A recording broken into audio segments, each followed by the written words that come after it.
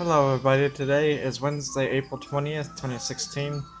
Today I'm going to be finishing in Psalm chapter 60. I'll be doing verses 6 to 12. So let's go ahead and go into the word. It says, God has spoken in his holiness. With exultation I'll divide up Shechem and portion out the vale of Succoth. Gilead is mine, Manasseh is mine, Ephraim is my helmet, Judah is my scepter. Moab is my wash basin, upon Edom I cast my shoe. Over Philistia I will shout in triumph. So in these three verses God has spoken, and this is what he says that he'll do. He makes this promise.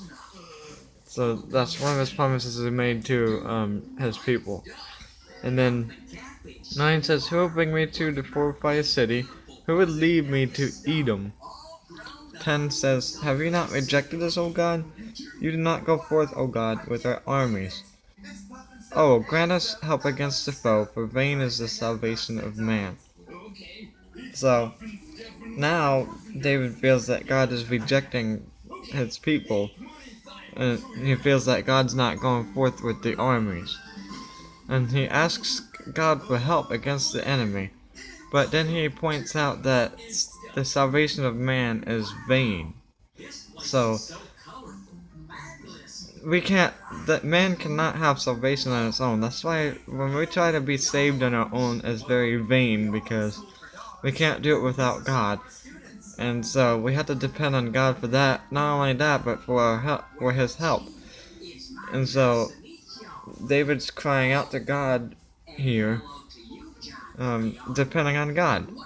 And then 12 says, With God we shall do valiantly, is he who would tread down our foes. So, with God, key word.